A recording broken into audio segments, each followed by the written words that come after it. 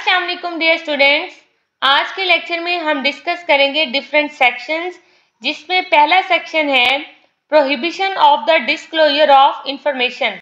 Prohibition का मतलब है मना करना या रोकना और डिस्क्लोजर का मतलब है बताना। तो सिंपल से इसका मीनिंग ये है कि इंस्पेक्टर या गवर्नमेंट एनालिस्ट के पास अगर कोई भी इंफॉर्मेशन है तो इंस्पेक्टर या गवर्नमेंट एनालिस्ट वो इंफॉर्मेशन किसी को भी नहीं बताएंगे।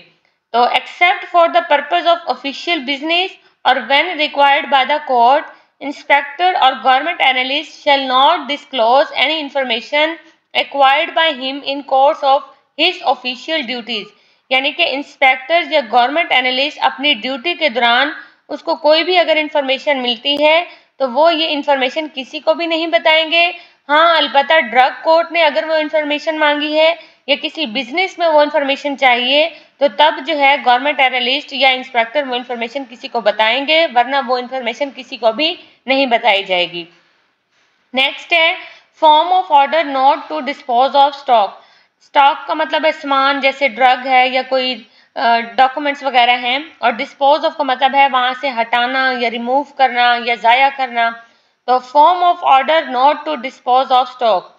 तो an inspector requiring a person not to dispose of a drug or other material shall make the order under section 18(1) of the act in form 3। यानी कि अगर एक इंस्पेक्टर किसी फार्मास्यूटिकल कंपनी के इंचार्ज को ये कहता है कि आपने यहाँ से कोई सामान, कोई ड्रग या कोई मटेरियल नहीं हटाना, तो इंस्पेक्टर क्या करेगा, फॉर्म 3 में उस इंचार्ज से रिटन फॉर्म में ये ले लेगा कि आपने यहाँ से कुछ भी नहीं हटाना। तो ये फॉर्म्स आपने याद रखने हैं कि कौन से फॉर्म में कौन सी बात की गई है। तो इंस्पेक्टर जो है फॉर्म 3 में उस कंपनी के इंचार्ज से रिटन फॉर्म में ले लेगा कि आपने यहाँ से कुछ भी नहीं हटाना, ताकि जो है ये सामान बाद में सबूत के तौर पर पेश हो सके।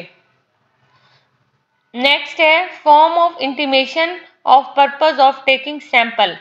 N inspector who takes sample of a drug for the purpose of test और analysis shall intimate the purpose of taking the sample to person from whom he takes the sample in form 4।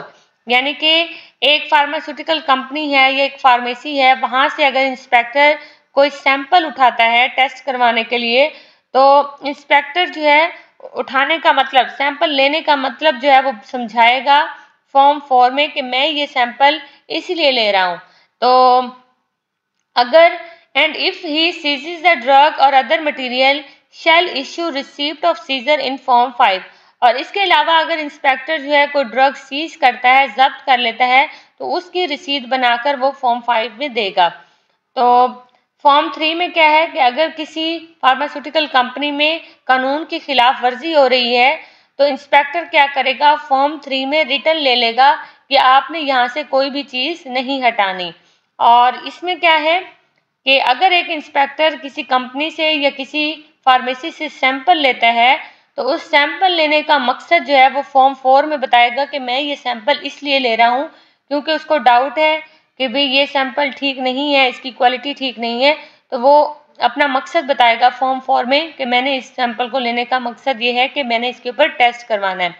And if he seizes a drug or other material shall issue receipt of seizure. और इसके अलावा अगर वो कोई चीज़ जब्त कर लेता है तो तब जो है रसीद बनाकर फॉर्म 5 में देगा।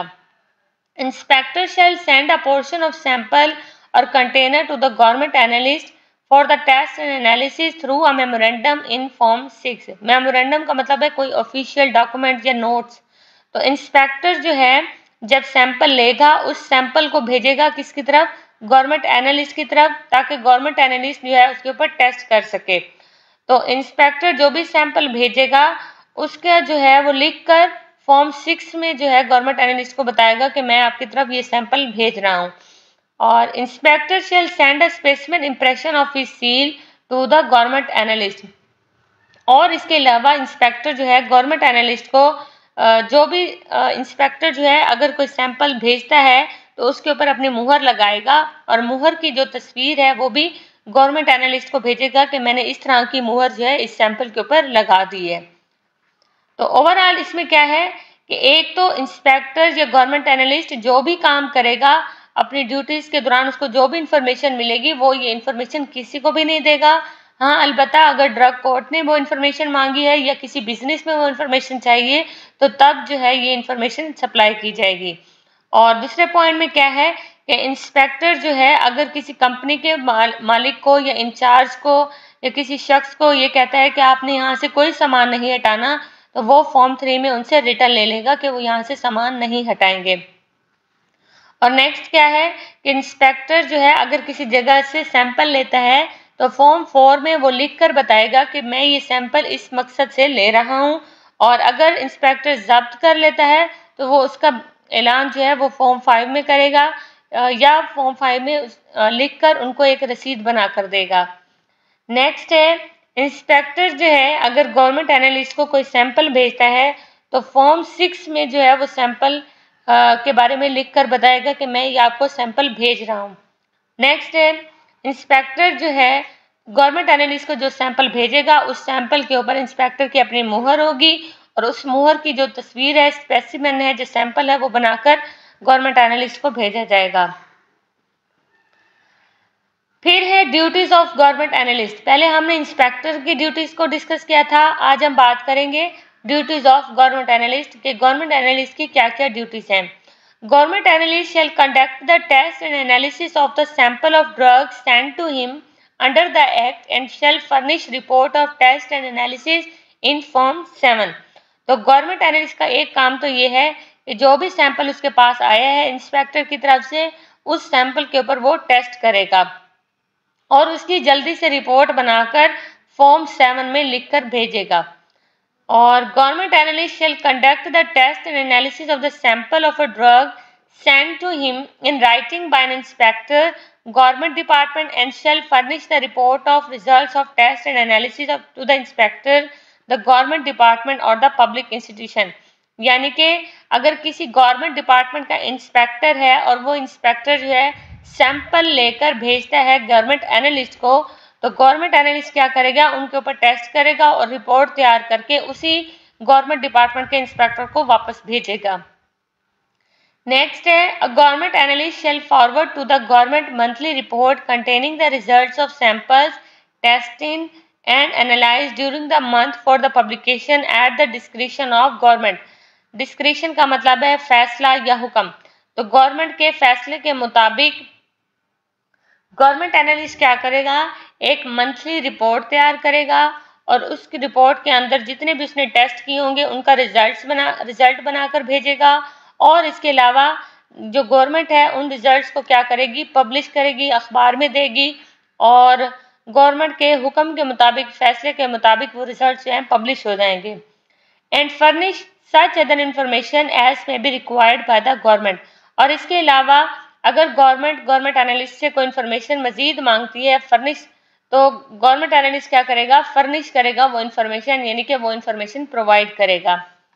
तो इसमें क्या है कि गवर्नमेंट एनालिस्ट जो भी टेस्ट करेगा उनके रिजल्ट्स बनाकर फॉर्म 7 में भेजेगा और गवर्नमेंट एनालिस्ट क्या करेगा, इंस्पेक्टर की तरफ से जो भी सैंपल भेजा गया है उनके ऊपर टेस्ट करेगा और वापस उनकी रिपोर्ट जो है इंस्पेक्टर को सेंड करेगा।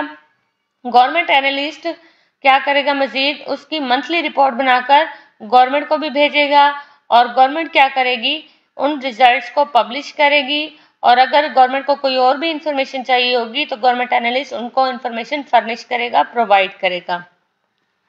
नेक्स्ट है procedure on the receipt of samples from the inspector. यानी कि अगर एक इंस्पेक्टर ने सैंपल जो है वो गवर्नमेंट एनालिस्ट को भेजा है तो गवर्नमेंट एनालिस्ट उन सैंपल को कैसे रिसीव करेगा। On the receipt of sample of a drug from the inspector government analyst shall compare the seals on the packet with the specimen impression received and shall note the condition of seal on the package. यानी कि अगर inspector की तरफ से government analyst कोई sample receive करता है तो गवर्नमेंट एनालिस्ट क्या करेगा, सबसे पहले उसकी सील को कंपेयर करेगा, मुहर को कंपैरिजन करेगा कि जो तस्वीर में मुहर है और जो ये मुहर है सेम है या नहीं है। और इसके अलावा shall note the condition of seal on the package, और अपने पास वो लिख भी लेगा कि इस शक्ल में मेरे पास ये सैंपल आया है। After the test and analysis has been completed, फिर उसके ऊपर वो टेस्ट करेगा। टेस्ट करने के बाद ही शैल फोर्थविथ का मतलब है फौरन, टेस्ट करने के बाद वो फौरन उसकी रिपोर्ट बनाकर इंस्पेक्टर को भी भेजेगा और बोर्ड को भी भेजेगा। तो इसमें क्या है कि अगर इंस्पेक्टर की तरफ से गवर्नमेंट एनालिस्ट को कोई सैंपल मिलता है तो गवर्नमेंट एनालिस्ट पहले उसकी मोहर को चेक करेगा, कंपेयर करेगा और उसके ऊपर अपनी यानी कि कंडीशंस को नोट कर लेगा कि किस शक्ल में मेरे पास ये सैंपल आया है, उनको नोट कर लेगा। उसके बाद फिर टेस्ट करेगा, टेस्ट करने के बाद रिपोर्ट बनाकर इंस्पेक्टर और बोर्ड को प्रोवाइड करेगा। नेक्स्ट है fees for the test and analysis of the drug, यानी कि गवर्नमेंट एनालिस्ट जो टेस्ट करता है उसकी फीस कितनी होगी। तो गवर्नमेंट एनालिस्ट में receive a sample of drug from a person other than the inspector, the government department और गवर्नमेंट इंस्टीट्यूशन, यानी कि इंस्पेक्टर के अलावा गवर्नमेंट एनालिस्ट किसी और शख्स से भी सैंपल रिसीव कर सकता है। यानी कि पहले तो हम ये देखते हैं कि इंस्पेक्टर जो है वो गवर्नमेंट एनालिस्ट को सैंपल भेजता है। अब इसमें यह है कि गवर्नमेंट एनालिस्ट जो है वो इंस्पेक्टर के अलावा किसी और से भी सैंपल हासिल कर सकता है। If the sample of drug is received from the person, government analyst shall charge fee for the test and analysis of the sample at the rate specified in schedule C. तो government analyst अगर inspector के अलावा किसी और से भी sample receive करता है तो गवर्नमेंट एनालिस्ट उसकी फीस लेगा और जो कि ये फीस जो है शेड्यूल सी में बताई गई है। तो आपने इसमें क्या करना है, एक तो आपने फॉर्म्स अच्छे से याद करने लिए कि कौन से फॉर्म में क्या चीज़ बताई गई है और शेड्यूल सी में कितनी फीस बताई गई है। तो ओवरऑल अगर हम बात करें इसमें क्या है कि इंस्पेक्टर या गवर्नमेंट एनालिस्ट कोई भी इंफॉर्मेशन किसी को नहीं बताएंगे। अगर ड्रग कोर्ट में या बिजनेस में वो इंफॉर्मेशन चाहिए होगी तो तभी जो है इंस्पेक्टर या गवर्नमेंट एनालिस्ट वो इंफॉर्मेशन बताएंगे। और इसके अलावा है कि अगर इंस्पेक्टर जो है किसी चीज़ को हटाने से मना करता है तो वो जो है फॉर्म 3 में रिटर्न ले लेगा कि आपने इस चीज़ को नहीं हटाना। और इसके अलावा इंस्पेक्टर अगर किसी जगह से सैंपल लेता है तो सैंपल लेने का मकसद वो फॉर्म 4 में बताएगा और अगर कोई चीज़ जब्त कर लेता है तो उसका जिक्र वो फॉर्म 5 में करेगा। फॉर्म 6 में क्या है, फॉर्म 6 में ये है कि अगर एक इंस्पेक्टर जो है वो गवर्नमेंट एनालिस्ट को टेस्ट के लिए सैंपल भेजता है तो उसका जिक्र वो फॉर्म 6 में करेगा कि भाई मैं आपको ये सैंपल भेज रहा हूँ, आपने इसके ऊपर टेस्ट करना है। और इंस्पेक्टर जो भी सैंपल भेजेगा उसके ऊपर अपनी मुहर लगाएगा और मुहर का जो तस्वीर है वो बनाकर गवर्नमेंट एनालिस्ट को भेजेगा। गवर्नमेंट एनालिस्ट की फिर ड्यूटीज़ क्या हैं, ड्यूटीज़ ये हैं कि गवर्नमेंट एनालिस्ट जो है टेस्ट करेगा और उनके रिजल्ट्स बनाकर फॉर्म 7 में देगा। और गवर्नमेंट एनालिस्ट जो भी टेस्ट करेगा तो वो इंस्पेक्टर की तरफ से इंस्पेक्टर जो है उसको लिख कर देगा कि आपने ये सैंपल टेस्ट करने हैं। फिर उसके बाद गवर्नमेंट एनालिस्ट जो है उसकी रिपोर्ट बनाकर इंस्पेक्टर को वापस भेजेगा। और इसके अलावा गवर्नमेंट एनालिस्ट क्या करेगा, गवर्नमेंट एनालिस्ट गवर्नमेंट को भी मंथली रिपोर्ट तैयार करके देगा और फिर गवर्नमेंट क्या करेगी, गवर्नमेंट उन रिजल्ट्स को पब्लिश कर देगी अपने मुताबिक। नेक्स्ट है कि इंस्पेक्टर की तरफ से गवर्नमेंट एनालिस्ट के पास जो भी सैंपल आएगा पहले उसको वो उसकी सील को चेक करेगा, मुहर को चेक करेगा, उसकी कंडीशन को नोट कर लेगा कि मेरे पास ये सैंपल किस शक्ल में आए हैं। उसके बाद गवर्नमेंट एनालिस्ट टेस्ट और एनालिसिस करेगा।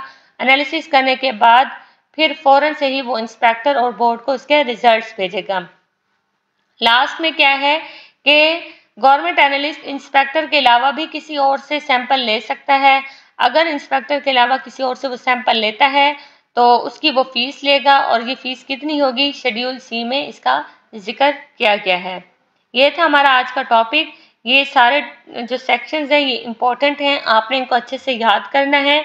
और इसके अलावा जितने भी फॉर्म्स हैं ये आपके MCQs की फॉर्म में आ सकते हैं, आपने इनको अच्छे से याद कर लेना है कि किस फॉर्म में किस चीज़ की बात की गई है।